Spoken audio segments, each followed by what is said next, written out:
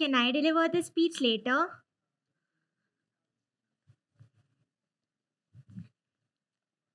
Sounds familiar? Many of us have a habit, including me, of delaying important tasks for tomorrow.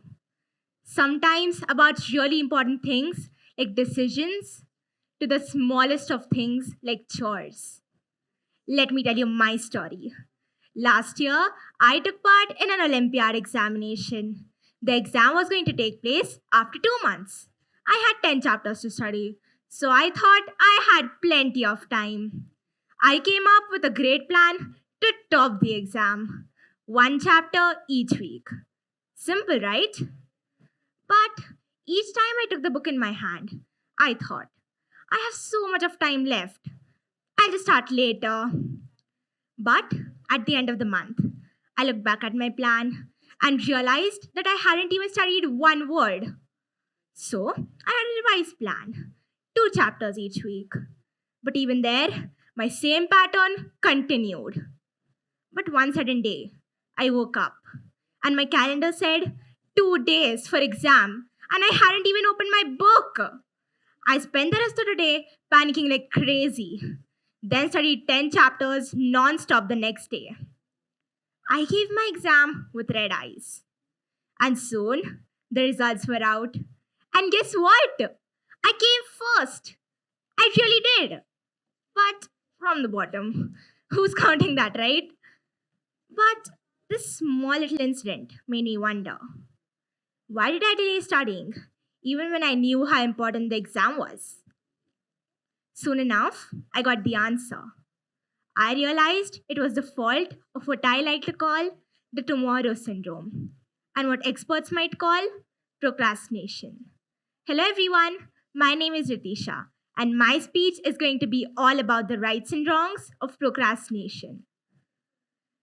Now, let's see how we all procrastinate in our daily lives.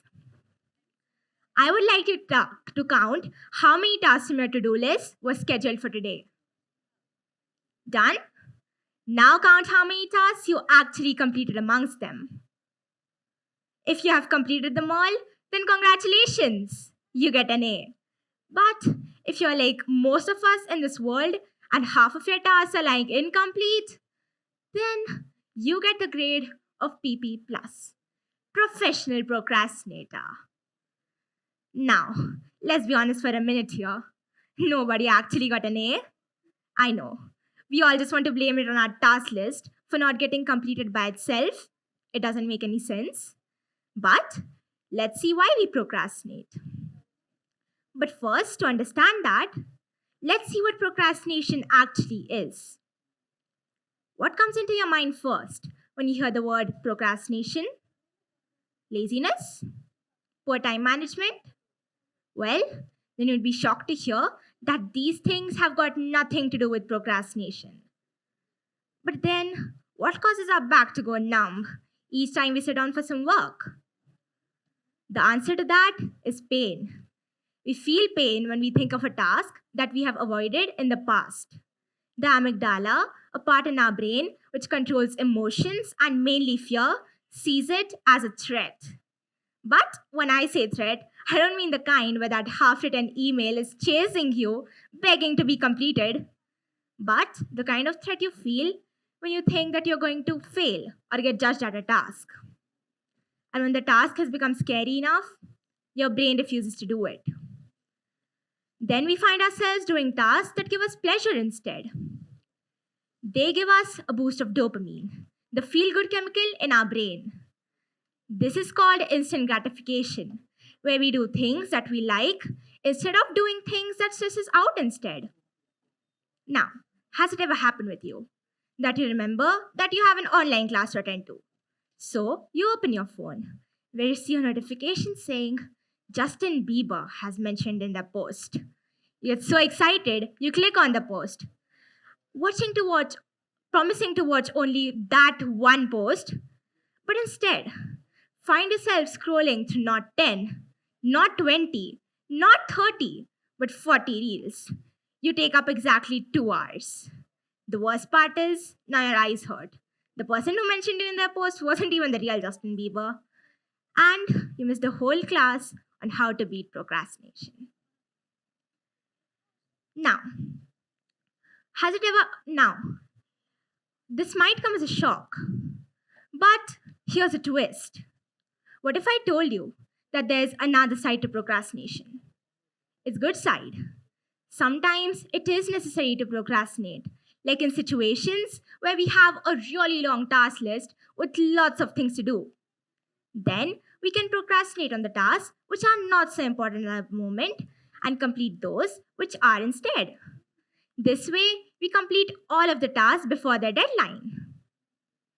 Now, this might come as a shock, but even great minds like Leonardo da Vinci and even Albert Einstein were procrastinators. But they use the tool of procrastination for something even more important, like taking time until it feels right. Now, we're kind of on the seesaw here. We don't know which side to sit on, to procrastinate or to not.